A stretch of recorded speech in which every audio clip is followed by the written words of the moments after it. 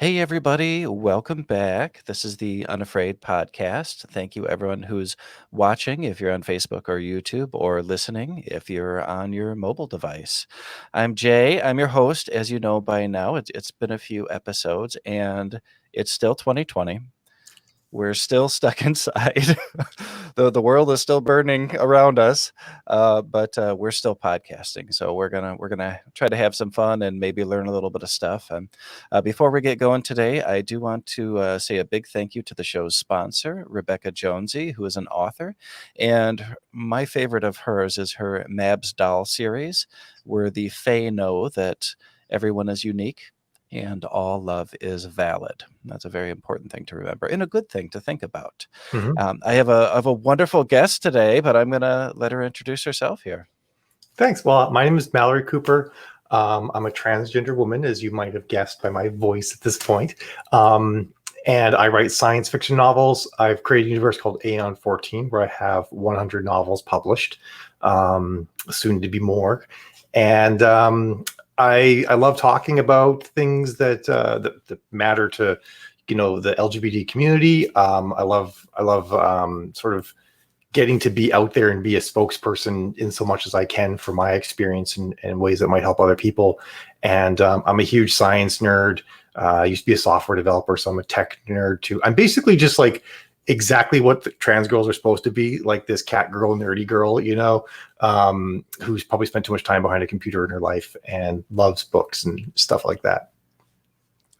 Yeah, I've learned that over the last year. I was like, wow, I'm really not a gamer. Do I even fit in with this community? I don't know. I don't gotta, know. You guys spend at least an hour or two a day, I can't decide if it's going to be Animal Crossing or the Doom, because I guess that's your two options, really. Yeah, that's what you got to go with. Absolutely. Yeah. So Mallory and I are connected on Facebook through some mutual author friends, but we don't actually know each other in the real world. So I don't know a whole lot about Mallory, except that I know that you were doing some writing sprints now and again, and I was like, hey, this is a fun idea. And so I jumped in on one. Only you did something that I've never seen anyone do before, is that you were actually broadcasting what you were writing real time during the sprint. And I was like, holy crap. That's intense. I mean, that's super brave. I would never do that. It's an accountability system. Everybody knows if I'm actually writing or not because you can see the words showing up. I've written 100 books, about 35 or so of them, maybe 40 are co-authored. But I spend a lot of time on my co-authored books because all my books are in one universe. So I have to make sure that everything's really consistent across the series. I can't have one author blowing up another author's work, creating some sort of universe-breaking thing. So it's not really a speed thing for me. I just work a lot. But I've personally written what basically amounts to writing the Holy Bible 7 times kind of thing in the last 3 years. So I've gotten comfortable enough with just my process and the words I put down that I can do it with people watching. I certainly wouldn't be able to do that even 50 books ago, but at this point I'm like, it's fine. Well, I was sitting there trying to type, and I was like, it's mesmerizing watching someone else type, though. And I've always given my kids crap because I'm 40 years old. I am an old person. Because I'm older than you are. You are? I am. Well, you look better than I do, so that doesn't count, I don't think. Female hormones help a lot. I bet. But my kids love to watch these playthroughs or run throughs on other people watching video games, and I never got it. I never understood why it was fascinating to them until I was watching you write a story real time, and I was like, wow, this is kind of fascinating actually to watch someone else do this creative process. So I think that was really neat. Part of the reason why I did as well is I wanted to show people that it's okay to make mistakes. And that, even someone like me who's written a billion novels, I screw up, I make typos, I mix up my thens and thans sometimes, that's okay to make mistakes and to have a crappy rough draft. I feel the sort of I think this is sort of what everybody knows. The world we live in today sort of very pronounced like this presents this photo finished world. We're like, look, everything about me is perfect and lovely and wonderful, and I'm Insta ready all the time. I'm like, no, I'm messy, and I screwed up a whole bunch of things. Like I imagine like editors and grammar Nazis will follow along, and they're just like sweating bullets as I'm like missing commas, and forgetting to capitalize things and all sorts of stuff. So I want to show people that it's okay to make mistakes, because mistakes are how we grow. They're how we get better. That's right. No, I love that. I absolutely love it. And that's something that even if you're not broadcasting your writing sprint live to everyone to watch, it's important to remember, because I think that um, being overly critical of ourselves as writers is something that does not only slow us down, but can actually bring us to a screeching halt. Mhm. While if you're in the flow, just freaking Just keep go. going. Just Yeah. do it. And And see where it goes. everybody has like their own process. And I think one of the things writers need to do is identify what their process is, and then don't be afraid to try new things later on, because sometimes you might find something that works better, or the thing that works for you just might change. But for me, the thing that works the best is to just keep going forward. If I start going back and looking over stuff, I get stuck in this cycle where I never write new words. So I just push forward to get to the end as quickly as possible, and then go back and go through things again. So that's part of the way I go. And I think that a lot of authors, especially when you're just starting out, that's a really great thing to do, is just get to the end.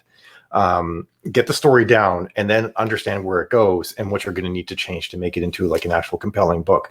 Because I find if you go over things over and over and over again, you get to the end, you're like, oh crap, I need to change this thing to make this brilliant idea I had work. And then you have to go and like remove stuff that you went through 4 drafts already. That's just a waste of time.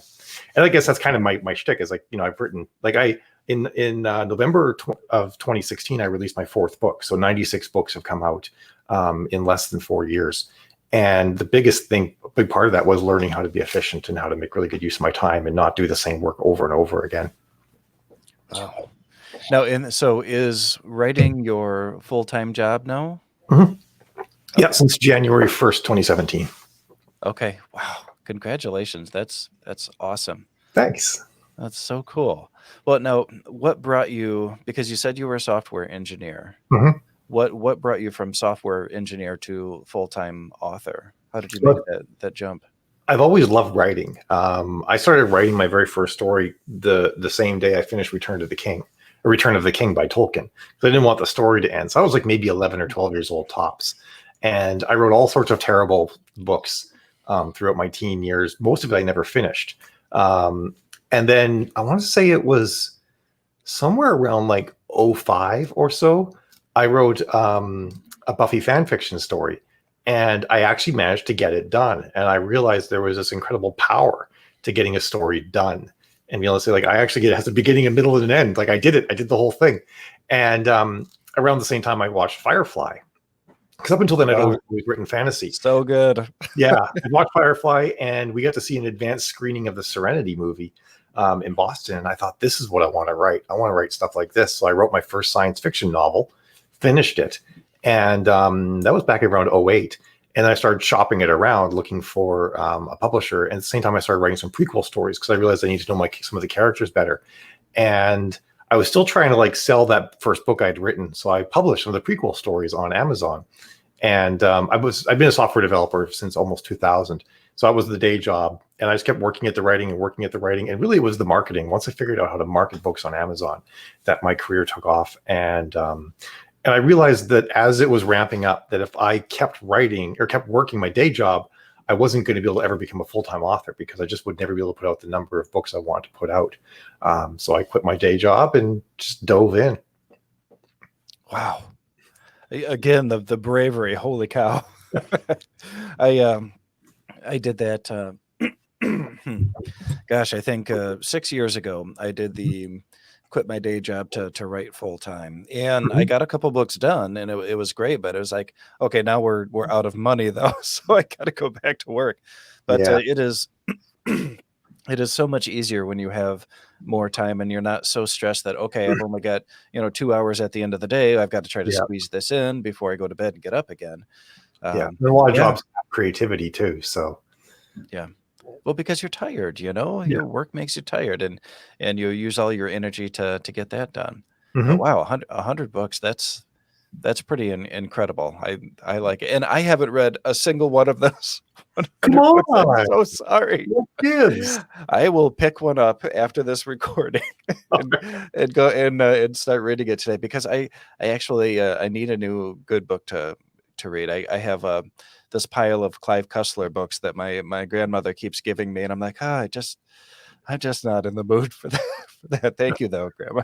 I really do enjoy some of Clive Cussler's stuff, but after a while, it's like this is the same book over and over again. It is. It's the same story. Yeah, Okay, fancy car, hunky guy that likes to dive and stuff, girl yeah. in distress. Okay. New location, new Yep, mystery, but the beats are it's just a new setting every time. Is really all that it is, and not even it that is. much of a new setting because half the characters are the same. So, But hey, he made a lot of great money, and Mhm. a lot of people loved his book, so I can't hate on him. Nope, Um, not at all. so, so you said right at the top of the broadcast that you are a transgender woman, Hmm. and that's something that you're open about. So I feel like it's okay to chat about being Absolutely, yeah, trans. yeah. I'm Okay, totally an open book wonderful. on that. Okay, now, are you a person that has always known you were a woman your entire life, or is that something that you discovered later on? So when I was a kid, I grew up in an evangelical conservative household. So Oh, there wasn't language for being trans, and it certainly wasn't accepted, as an option. So I always knew that I wanted to be a girl. I just figured it was like this dream, that I could never have. So I immersed myself in stories and games and stuff like that where I could be a girl. I could read stories written from girls' points of view, and I could play games where I could be a girl in the games, and that was sort of what I did. And I didn't realize I like it never occurred to me that you could become a girl basically as part of it. But I always loved being girl things, and ever since I want to say I was like maybe like 7, 8 years old. From that day forward until I actually transitioned, I fell asleep every night dreaming that I was a girl. That's how I put myself to sleep, was dreaming that I was a girl. As I got older, I got to understand this idea of trannies and cross dressers, and they're bad people, and because TV shows them to you, right? Like all sorts of shows back in the 70s and 80s, there was someone who was cross dressing on the show at some point, and they were a joke. They were a laughing stock. They didn't look good, um, you know, and it was you look at that and you're like, well, I want to be a woman. I don't want to be what that is. I don't want to be this clearly man in a dress punchline, basically. And I remember and this was not like the best example ever, but it was sometime in the early 90s. Maury Povich had his talk show, and they had a thing where they brought a bunch of transgender women onto it. And of course, in true 90s fashion, they're all wearing bikinis and totally sexualized. And they marched them all out. And he said, which one of these is a man? Which is like, I can't imagine that poor woman who must have been up on stage thinking, well, I'm not a man. But, it was in some respects, it was work that had to be done. We had to show with people that trans women are women. And that was like, in some respects, like there was good things that showed trans women, even though it was derogatory at the same time. But it showed me like, oh, wow, this is like a thing that could actually happen. Like you could actually become a woman. And for all intents and purposes, no one would be able to tell that you were born in the wrong body. But at the same time, it was there was actually more than one trans woman on the show. They were so perfect that I was like, that could never be me. Obviously they must have been born differently or something than me. I could never be that, because that's like utter perfection. These women are beautiful. They're able to wear bikinis, and stuff like that. So in a way that kind of, it pushed me forward and set me back at the same time. But did you? I'm so sorry. Yeah, Have you watched the Netflix Disclosure documentary? yeah, that brought back a lot of memories. Yeah, and I just watched it with my wife the other day, and I think they had a clip from one of those. I don't know if it was Maury, but it was something like that. Yeah, there was, Um, yeah, but it was. I mean, that's how we grew up thinking about transgender people. I yeah, mean, they were if they weren't evil and bad, they sex were a objects. joke. Yeah, Yeah, or a sex object. yeah, Yeah, and you kind of said something else. As long as I'm interrupting you, I'm just gonna oh, keep yeah, going forward. Before I forget, because I have the short-term memory of a field mouse. You said that you didn't want to be a man in a dress, yeah, and that is something that in language, the language right now is, I mean, everything's kind of evolving, and you got to be careful about how you say things. Even saying, I was born in the wrong body. Some people will say, no, you were born in the right body. You just, you know, and I don't even know how they described it, but it made sense in my head. But I was like, okay, I don't. That's not the language that I understand very well. I understand born in the wrong body, but And that was that, that was the language that I used as a 7-year-old kid. That's how yeah. I understood at that point. And the man in the dress, yeah, that's definitely a derogatory term, but that's how it was presented to us, and it was Well, presented to us in a way to make us not like it. well, and I think that many of us, especially newly cracked eggs, I guess you would say, do have a little bit of kind of this internal transphobic Oh, stuff absolutely. going Yeah. on, and it's where, and I am, I apologize to everyone listening or watching, but have a little bit of that where I have kind of cried myself to sleep at night because I'm trying to push my gender issues away because I don't want to ever be that guy in a dress that everyone leers at or makes Mhm. fun of or talks about behind my back. And so that has been a big part of the pushback for me where, now I say, yeah, I'm gender queer Mhm. because I don't want to commit to anything beyond that because I don't believe that I could ever be beautiful. And that's something that I'm going through. Yep. But that's also not the right way to think about transgender people. We don't have to be what someone else would consider beautiful. I mean, we Yeah. shouldn't see ourselves through other people's eyes, right? Yeah. We but it's hard though. It is really well. I mean, everybody wants to be accepted, right? I mean, Yeah. nobody wants to be a laughing stock. Nobody wants people to like you said, to jeer at them as they're on the street.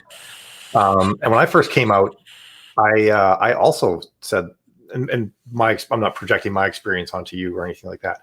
I also said that I was genderqueer, and part of it was because I wanted the safety to run back to if this thing didn't work, because it is scary to come out and say that.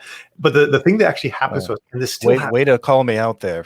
Sorry, I'm not. No, that's why I said I'm not projecting onto you. This was my experience. I can only speak from my experience. I Of can't. course. I Yeah. can't say what anyone else might be feeling. I don't believe in gatekeeping at all. I know trans people who are identify as female trans and have beards, and it's like, hey, if that works for you, that's amazing. That's so cool that works for them. But we tie up, and this argument oftentimes gets skewed. So I want to focus basically on our perceptions. We connect beauty with feminism, and with not with feminism the movement, but being female, but about femininity. We think that to be feminine, you have to be beautiful.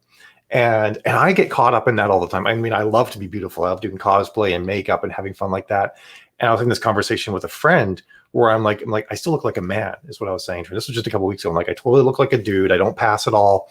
And she's like, you totally pass. But she's like, but you don't look like a 20-year-old woman. You look like a 40-year-old woman. And I had to like really put that into my brain and make it stick. It's like, okay, that's right. I keep thinking that I should look like a 20-year-old swimsuit model, but that's not going to happen. That's just not an option I have. I have to accept the fact that for me, the way that I am a woman and express myself and whatnot is not tied up in this unattainable beauty ideal that I've created for what a woman should be. And we have that with everything, right? Like every cis woman has that too. This is not like a me problem or anything like Mhm. that. And every cis man has that too. There's this ideal version of masculinity that they think they're supposed to attain. They're supposed to have a chiseled jaw, and whatnot. I'm not masculine enough because I have a soft jaw. Like we all have that. And I did that same thing too. yeah. Even knowing when I was hitting puberty that there was something different about me and I had no clue what it was, Mhm. I kind of dove into that. Well, I'm going to work out with the boys all the time. I'm Yeah. going to be as square shouldered and muscly as I possibly can Yeah. because then I'm going to fit that aesthetic of male, That's right? why the U.S. military has a higher instance of transgenderism than the regular population, because Really? there's so many trans women who go into the military hoping it'll make a man of them, and not in the way everybody else thinks of that term, but that they Yeah. actually hope it'll like make them masculine, make them feel like a guy. Wow. So yeah, it's a real thing. And it's it's a complicated thing. It's never going to be easy, unfortunately. Like people always say, like, I hope for a future where this will be easy. I'm like, look, we haven't figured out beauty standards yet, and like how not to shame people for not being beautiful. Us trans folk we're a long ways down before our eggs are going to be able to crack without us having all sorts of problems. But at the same time, like, and you mentioned before that I'm out and I don't hide the fact that I'm trans, like some people call it going stealth, where like no one knows you're trans.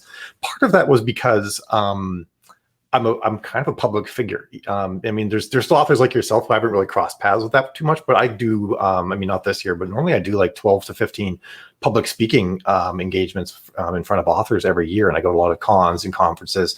And I have a fairly big readership, as you can imagine, being full time and having this many books. And they knew my face, they knew what I looked like and whatnot. I would go to cons and meet with fans and stuff.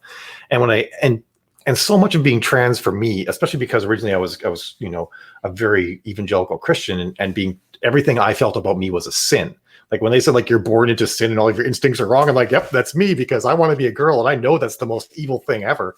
I had to like deprogram all of that, but I had hid it so much that there were times in my life, if you asked me if I wanted to be a girl, I would have said no, and then I would have fallen asleep dreaming about it being a girl that night. Like I had conditioned myself so much to hide and to lie, even from myself. And hours a day were spent like trying to figure out ways I could express my feminine side, but not let anyone know. Like I wore like no one in the author community has ever seen me in a men's pair of jeans. Like I was in the author community for years before I came out, and I was wearing women's jeans the entire time. I haven't worn men's jeans since like 2005, because I had to do all these little things to try and like make myself feel like I was being true to myself at the same time hiding. So when I came out, because for me, and this again, just my experience, hiding was so much of my experience as a woman, hiding that I was a woman, hiding all of my instincts, squishing the way I wanted to react to things. Like I never used ever the heart reaction or a heart emoji on Facebook until I came out, because I didn't want anyone to realize that I was a girl. Like that's how deep Is that how people know? Because I use that all the freaking time. Everybody knows now. That's how deep it goes. It's just like ridiculous. Like I see guys use the heart emoji all the time. I'm like, well, gee, apparently I was, but it gets so deep. So when I came out, I had to come out to everybody, because I had to stop hiding. I had to be honest with everybody about who I was, and it was just inevitable that everybody in my life was going to know that I'm trans, and I kind of decided like I'm like a Z-list celebrity of some sort, So I figured like I can at least show like to people that you can I'm like way down. I like that. Yeah, Z-list. But like I wanted to be able to show like, hey, you can be trans. You can come out and not lose your career. You can come out and not lose your wife and your family. That doesn't always happen. I'm just saying like it can work. You can figure out all these ways to work. I wanted to come out and like show everybody that this can work, because I see so many kids and even trans people. I know trans people who are in the closet in their 70s and are going to stay there because they're still too scared to come out. And I want to show people that it's not the end of the world. Like my book readership, and largely because of the content of the books, is like one half of my books are feminists and lesbians and trans women and a whole lot of LGBT folks. And the other half of my readership are cis white men who live in the South and currently serve in the US military. Like that's my readership. And they all get along in this happy bubble of Aeon 14 somehow. And I'm like, it was terrifying. I'm like, when I come out, I'm going to lose half my readers. And I got all these guys, like, with their, in some of the cases, even a Confederate flag on their Facebook profile saying, "You go, girl." When I came out, like I got my coming out post on Facebook. I did two of them, one for my fans and one personally. And between them, I had over 1,000 comments within 24 hours, and there were 2 negative comments.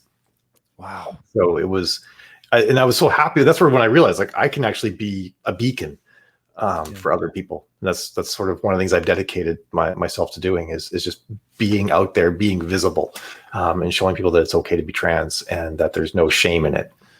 Well, what do you think? I'm jumping way ahead of what I wanted to ask. Sorry, so I'll kind of I'll dial myself back there a little bit. How long ago was it that you came out?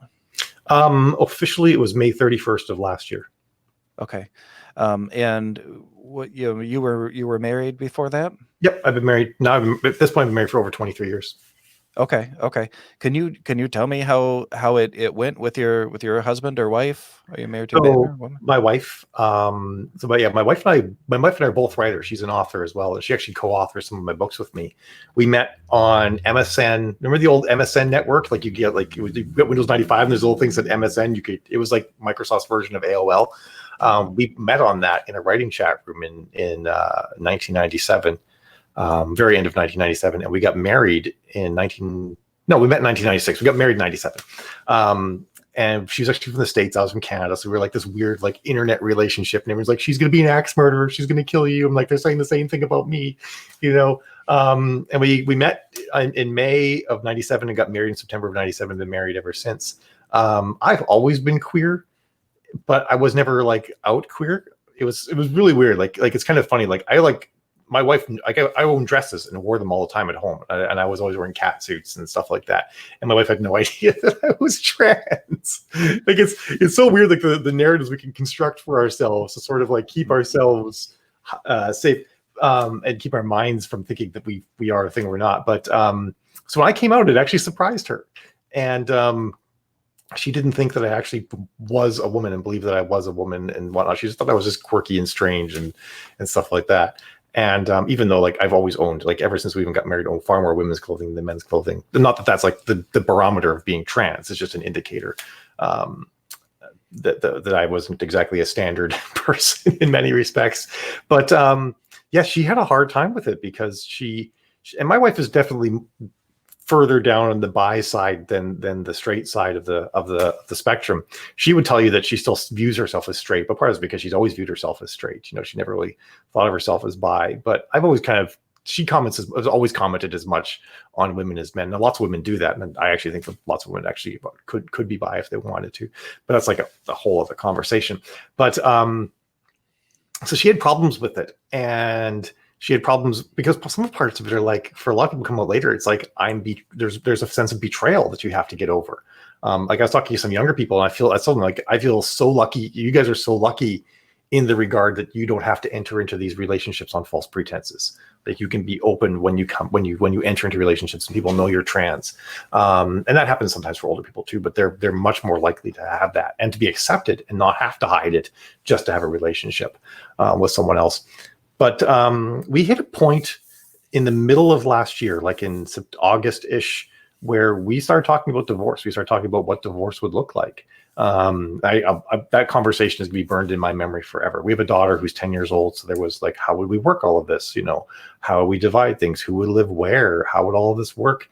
And there's some parts of it that are kind of enticing. You're like, I could actually go back out there and just be like a wild thing, you know, and stuff like that. And we both talked about that recently, how we both had thoughts about that. Like we could have our own place and maybe live a simpler life, but it wouldn't be simpler. We knew that. So we talked, like after talking about all that, we were like talking. I remember we started crying and we just looked at each other and said, like, I don't want to lose you. I don't want to. I don't want that life where I wouldn't have you. And even just because the fact to be a giant pain in the ass, like I know there's not that's a reason to stay with someone, but we have a great life. We're best friends, you know, and we're like, we should try and make this work. So we did.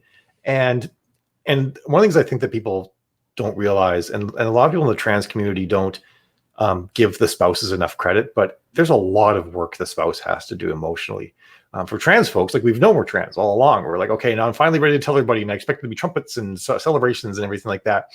But I had decades to sort of come to grips with this. And I'm like, okay, honey, like I can give you a week or so, and I'm gonna start wearing dresses, you know, kind of thing.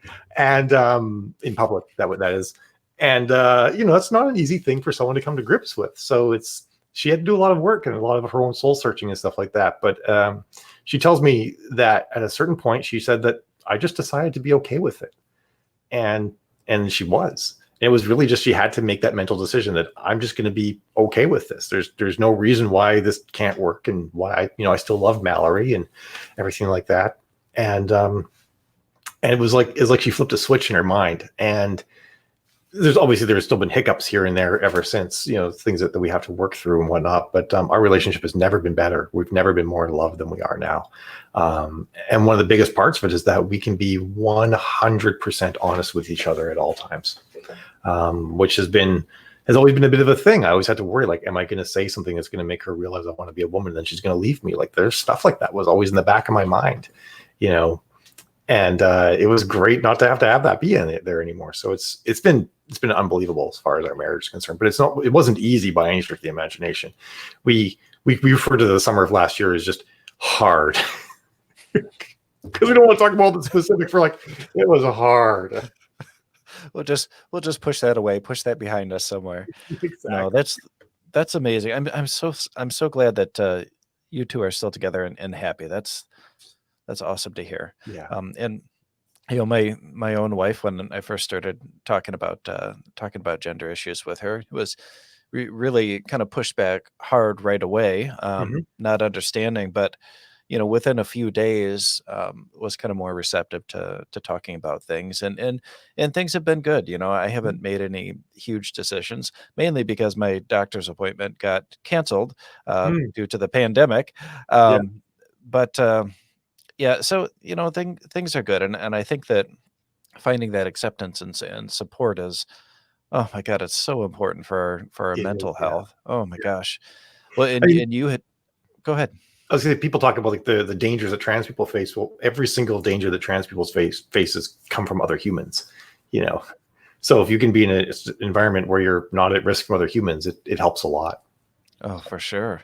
Well, and you had mentioned about young people, finding out when you're young, and I think that that's something that maybe people don't look at enough is that if you know as a young person that you are trans, um, and you can take appropriate steps to kind of change your life to suit who you really are, you're going to be able to grow up and feel a lot better about yourself and enter into relationships as your true self, Yep. rather than being 40 and having to tell your wife, hey, Yeah. Yeah. I'm not who you thought I was. Well, the other the things too is from a youth standpoint, like a lot of people say, "Oh, leave the kids alone," or "Why do we have to teach kids about this?" And I'm like, wow, like I am something that you want to hide from children. Like that's how you actually feel about trans people. If you don't think children should even know about them, that was something that took a while to come to grips with.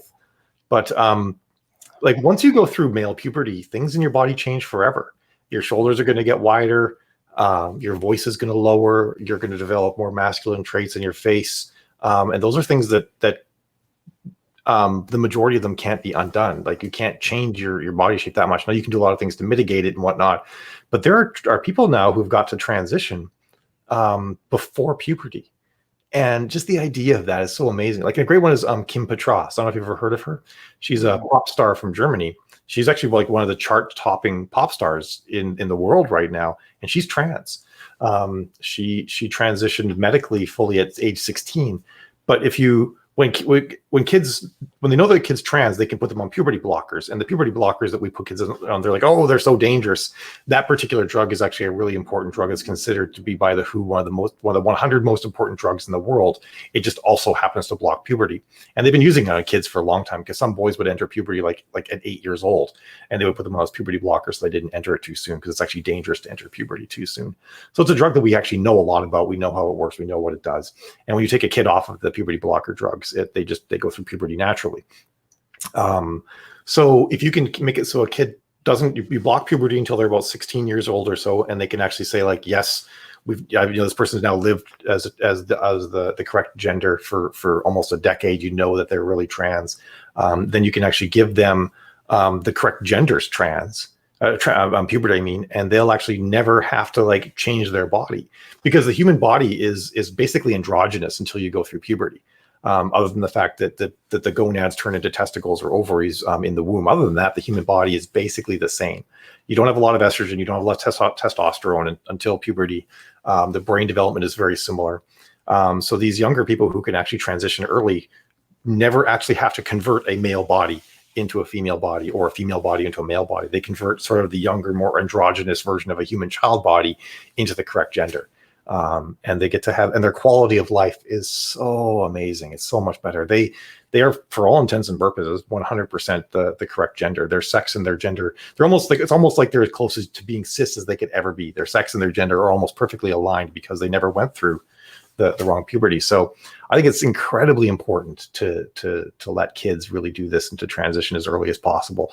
And people always think like, oh my goodness, there's doctors out there just prescribing drugs willy-nilly, you know, and just converting boys into girls and girls into boys, and it's mass chaos. And it's like, that's not how it works. Like, you have to be like really sure, like multiple doctors have to sign off, therapists have to sign off, they have to transition socially for years first before they'll give them puberty drop blockers. Like there's so many steps. Like, no one is just wildly converting kids. And the other interesting thing is that like there's two types of like these people are trans. There's people who have been medically diagnosed as trans either by you know, talking to a therapist or talking to doctors and therapists, and have like confirmed gender dysphoria or there's other ways of sort of confirming that someone's trans, which you have to do before you do anything permanent. They don't let you do permanent changes until then. You can kind of do hormones, but hormones are not totally permanent. But that there's the amount of people detransitioning is less than 0.3%. Of people who've transitioned, which actually makes like one of the most medically accurate diagnoses in the world. Like breast cancer diagnosis, like 15% of the time it's wrong, and 0.03% of the time a transgender diagnosis is wrong.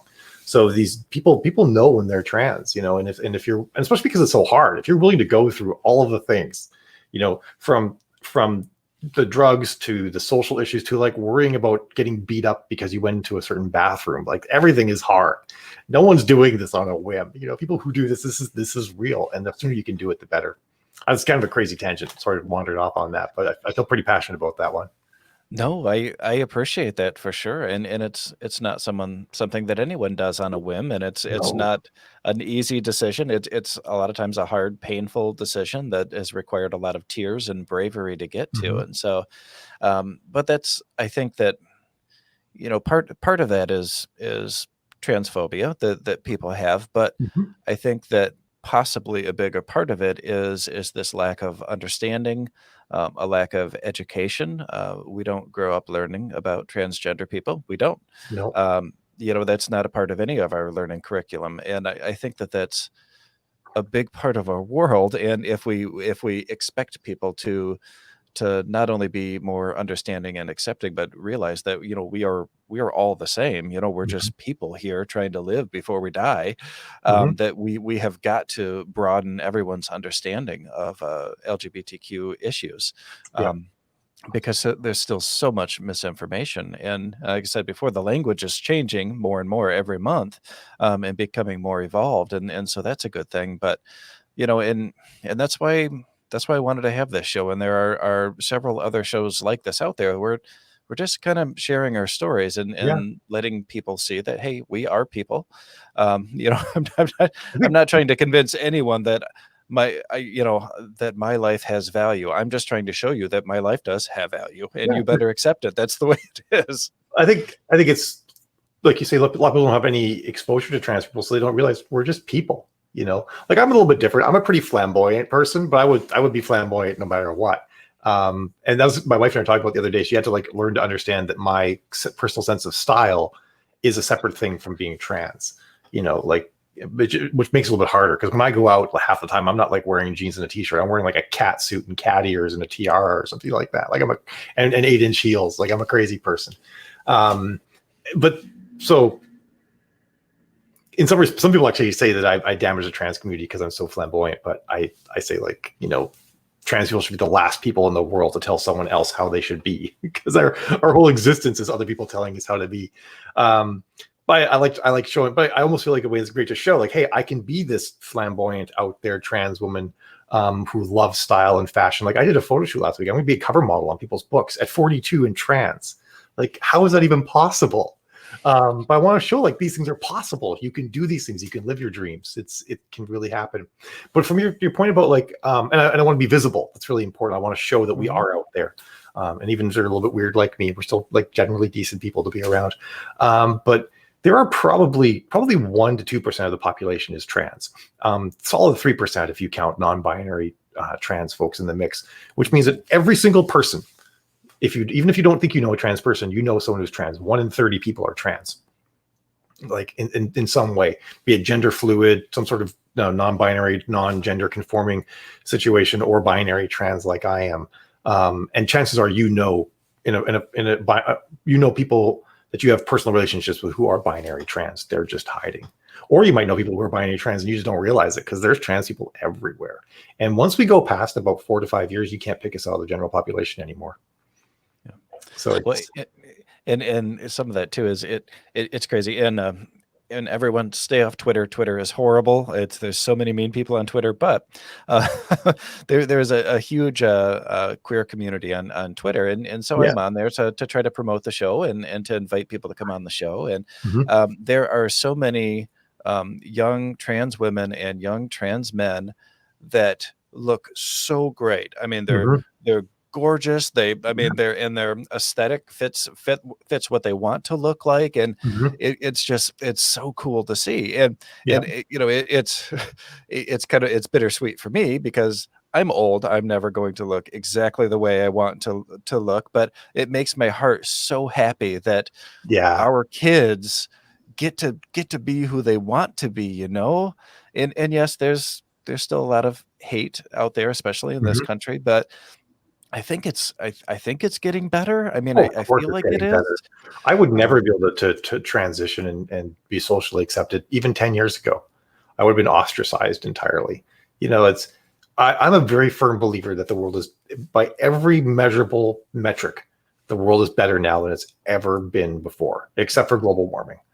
Like that's the only thing. I mean, that's a big thing. I'm not going to try and downplay global Yeah. warming, but like more people have access to fresh water, more people have access to education, more people have access to medicine than ever before. Like for example, like there's crazy things like how many, actually, what is it now? What's the percentage of people? Trying to think the best way to phrase this. Out of 10 people in the world, so out of 10 women in the world at age 30, how many of them have completed primary education? So out of 10 women in the world at age 30, how many have completed primary education Right now, right now? 7, 9. 9. 9 out Wow, of that's 30. amazing. Yeah, that's amazing. And poverty is the lowest it's ever been in human existence, both by number of people and percentage wise. There are only 800 million people living in poverty right now globally. That's the lowest it's ever been. In 1970, it was 2 billion people were living in abject poverty. Hmm. Now it's 800 million. 800 million is a problem we need to solve. And the UN has a plan to solve that by 2030. And we're actually on track to do it before 2030. More people than ever before, both percentage wise and human existence, have access to fresh water. 9 out of 10 humans on planet Earth have received vaccines. It's actually the world is a really great place that we live in now, and I'm pretty excited about that. And from a trans person's perspective, like no one tried to stop me from getting medication to transition. I get HRT, drop my drugs. I go down to any pharmacy and I can pick them up. My healthcare covered it. That wasn't the case 10 years ago. 10 years ago, I didn't have laws ensuring I can go into the right bathroom. Just a couple of months ago, the Supreme Court upheld that the Civil Rights Act of the United States includes LGBT people et al. in the definition of sex discrimination. So they basically said that the word sex applies to all of us. And the argument that actually was that really just nailed it was like if I was born female, none of this discriminate. I mean, if I was born assigned female at birth is sort of the technical term that we like to use, because it's that way you're not telling people what they are or what they were. But when a doctor looked at me when I was born, he checked off M on the birth certificate, so I'd be assigned male at birth, but I'm female. But anyway, that they basically said that if I had been, the doctor checked off the other checks box when I was born, none of this discrimination would have existed toward me. Therefore, it's based on sex. That's sort of like the basic argument that they're like, and it's about who you like to have sex with and what sex you think you are. And they're like, all of that falls under sex discrimination and you can't do it. And that was like just a couple months ago in the United States with a conservative court, and it wasn't a 5-4, it was a 6-3 in favor of LGBT people being protected under the Civil Rights Act. So that's a great thing in this United States right now. That happened. And even the dissenting judges agreed that LGBT people should have this protection. They just said that the legislature should do it, but they didn't disagree that we should have this protection. So even the dissent was in favor of LGBT people. So, and that's like guys like Kavanaugh, we were like, oh my God, how's this guy ever going to function as a judge? Even he saw that. So I see that as huge progress. That's amazing. Like when I grew up in the 90s and 80s, I would have been sent to a re-education camp for being trans. Like I would have had electroshock therapy done on me to keep me from being trans. That literally does still happen in the United States in some places, but it was a guarantee it would have happened to me. And now everybody recognizes that's a terrible thing to do. So I think I think the world is a great place to live in right now. That's all. I love your optimism. That's that's fantastic. I mean, because so many things have been really, really crappy these last It's been a few rough years. But year. Yeah, yeah, it has. But you're right. There are a lot of good things that are happening, and absolutely. we got to remember that. We Yeah. do. We're also more efficient at sharing bad news than ever before in human history. Well, So, yes, yes, and yes. That you have to remember that, and you have to pay extra attention to the good news because it gets squished. And that's actually not like anyone's being bad. It's not the media's fault. It's because as a species, we've survived by identifying danger and avoiding it. So we're very good at sharing bad news so that other people cannot go into the dangerous situation and die. That's a survival trait that the species has. So it's not anyone's fault, really. It's just the way we are. We want to find out bad things and not do them so that we don't die. Because the species that didn't do that died. So it's sort of a built-in thing, and we have to constantly remember that our nature is to focus on the bad things, but there are far more good things. Like the pandemic's going on. There's a street out there. The water's been on. The power's been flowing. There's the groceries are still being delivered. It's a pretty damn good world that we live in, especially in this country where we're incredibly spoiled. And I almost think like something to think about too is like the fact that we can focus on the things that we're focused on right now, like LGBT rights, Black Lives Matter, really figuring out better ways to police and to support our own communities and whatnot is a privilege that we have now. All of these problems that we're currently facing are privileges. We're privileged that we can have these problems because 70 years ago, we were worried that a racist madman was going to take over the entire planet, like, and when I grew up in the 90s, you grew up in the 90s as well, like people forget there were 100,000 person genocides occurring every couple of years. You had the Khmer Rouge, killed 50,000 people one summer in Southeast Asia. You had Hotel Rwanda. You had Bosnia with mass graves, and that stuff was happening all the time. We grew up at the end of the Cold War where there was still legitimate fear that the Russians might nuke us all. We were worried. We weren't worried about like what bathroom can I go into. We were worried about will our country be wiped off the face of the planet. That's the scale of issues that we're dealing with they're still important issues. They're issues that absolutely have to be dealt with. But the fact that we can deal with them now, I feel like is a privilege. And it's because we've done so well with other things. We're not worried anymore about some. I mean, we always have to be on guard and vigilant that these terrible things won't happen again. And we can't let our guard down because bad people are being born all the time or being made through terrible circumstances all the time. And bad people will do bad things. So we have to be aware of that and not become complacent. Even with things like civil rights and whatnot, but we also have to be able to say like, wow, like the fact that we're not worried about some enemy country, destroying the United States tomorrow is a privilege that we get to now focus on these other issues and give them so much attention. So I look at that and I think that's a good thing, even though there are problems. You're absolutely right. I think that because we're not distracted by war or anything else going on right now, we can finally focus on some of Yeah, these issues that are happening in our country and have been, unfortunately for the Black community for many oh, many years. absolutely, And it's time. absolutely It's time. time for the change. So Yeah, I'm very very happy that it's getting so much attention and hopefully something will happen. yeah. Like I But say to people, I say like, is there any period in time where you'd rather live? Like, like people like I'd love to live in the 50s. You mean like when Black people had to ride in the back of the bus and I'd literally be killed for what I am? Like, no, there's never been a better time than now to be alive. Like even just having a fridge. Can you imagine living before refrigerators? How much that must have sucked. We're I so have spoiled.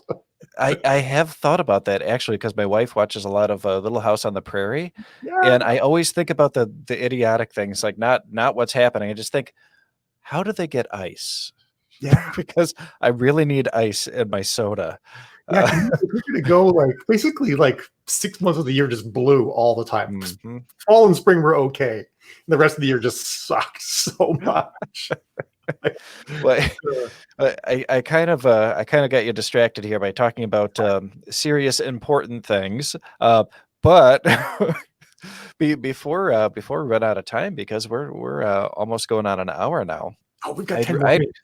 I know we got 10 minutes, and in that 10 minutes, one of the first things I noticed about you was the wardrobe, because there's always a new picture or video of you in some awesome new bodysuit. What is the deal with your crazy fashion and your cosplaying that you do? So, I still remember the very first time that I looked at a woman and wanted to be a woman, um, like with absolute clarity. It was sometime like around 1990. I was like maybe 10 years old or so, and I was watching the New Year celebrations on TV, and this woman came out on stage to perform, and she was wearing this shiny silver cat suit. And this was like back in the 80s. So she was like doing the thing where they wore like basically what a bikini on top of the cat, on top of other outfits, like the all the aerobicized stuff. So she was wearing like a hot pink bikini basically on top of this silver cat suit. And I just fell in love with it. I'm like, I knew at that point that this was the aesthetic I wanted to have. I thought it was amazing. I thought it looked great. And the other thing I love too about it is that a tight outfit like that, when you have curves, really accents femininity. And so for me being trans, I have great curves. And by wearing something tight, it really accentuates my curves and makes me look female, and that helps combat dysphoria, which is where basically you feel like your body's wrong all the time and you hate it. So that was part of why I got into it, and over the years it almost became like a fetish for me that was how I dressed up as a woman, by wearing cat suits and tight clothing and stuff like that. And it was really amazing when I realized that I was trans. And I accepted it. Like I had to actually accept, and I had to say to myself in my head, like, I am a trans woman. I am a woman. When I said that, all of the fetishistic aspects just evaporated, like literally overnight. And I was just like, this is just a style I love, and I'm just going to rock it, you know? And I love cat suits. I think they look great. They're so much fun to wear. I love not having a waistband. Like when I like every now and then I'm like, I don't wear cat suits for a while. I'm wearing like leggings and I'm like on the couch. I'm like, these things are like cutting me in half. This waistband thing is terrible. It's not comfortable at all. Like a cat suit is so comfortable. It's just like there's nothing. If you get one that fits well, it just doesn't even feel like you're wearing anything. So I love wearing them. I have like 70 cat suits, and I love cosplay, and I love just wearing them for fashion, and they're just a ton of fun. I'm not wearing one today. I'm actually, this is the first time I've ever done this. I'm wearing a corset without a top underneath. I've got to make you. I'm going to make you bigger here. Oh, right. maybe I'm going to make you bigger here. We'll see if I can. So people can see me. Oh, here we go. So now, yeah. For the people who are just listening, could you describe this outfit? So it's reversed. I keep going the wrong way. So I'm wearing like a white overbust corset, like a short leather bolero jacket, and then I'm wearing black pleather leggings. And you guys can't see it, but I'm wearing these awesome. Yeah, I'll take one off so you can see it. I'm wearing these awesome shoes. Those are dope.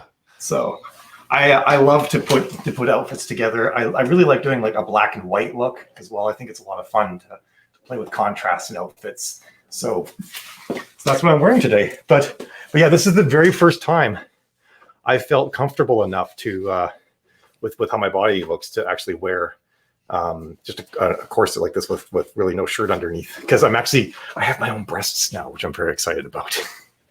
It only took 9 months to get them, and they're like C cups already, which is awesome. C cups in 9 months? Yep. Holy cow.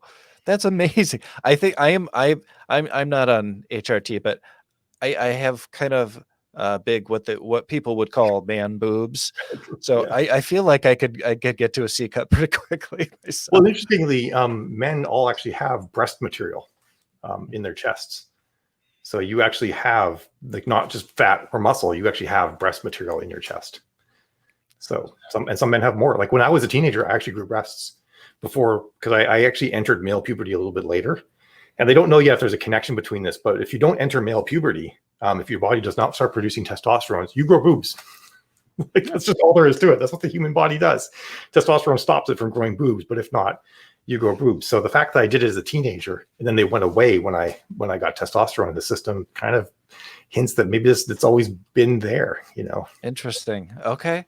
That's really Yeah. interesting. You never know. I Maybe you should almost you can if you talk to an endocrinologist, they can of course get you to run the test. But I know some trans women who their estrogen levels in their body just naturally are as high as a pregnant woman. It's just like, No what? way. Yeah. And Wow. I actually had very low testosterone. My estrogen's also low, but it's higher now because I'm taking it. But there's so much about the human body that you could go on forever. But that's actually the hormones rewire your brain. So trans women, as they take more and more estrogen over time, it actually changes their brains and the way their brains are even physically wired and makes them more like a regular woman's brain. So it's so much of how our bodies are built is all just based on the hormones. That's pretty cool. Yeah, That's pretty. Man, the body is an amazing thing. It's kind of scary sometimes. The things it can do, but yeah, that's a pretty amazing thing. yeah. Well, this has been this has been a lot of fun. I hope that you've had I fun had a on here. I blast. know we're It was just great. I know I've been riddling you with questions left and right, but We talked about my books. Whoops. well, we covered what did we cover? We covered books. Um, A little we bit of writing. covered writing. Yep, we covered how the world is a better place, Mm-hmm. and we covered boobs. I feel like we've covered just about everything there's to talk about. uh, Malorie, thank you so much for coming on, and Great. everybody who's watching and listening, thank you so much for joining us. You know, I'm here doing this not only for myself, because it is for me, so that I can learn a little bit more about gender in the world, but Mhm. it's also for all of you. Because I want you all to know that you're all valid, you're all loved, and you can all be whoever you want to be. You know, Mhm. just live it. And if you need help, or if you need somebody to talk to, there are many people you could reach out to. And if you need someone that's impartial, reach out to me. I'm happy to chat with you. So, all Well, right, that's it for today, guys. Until next time, stay safe and stay strong. Bye.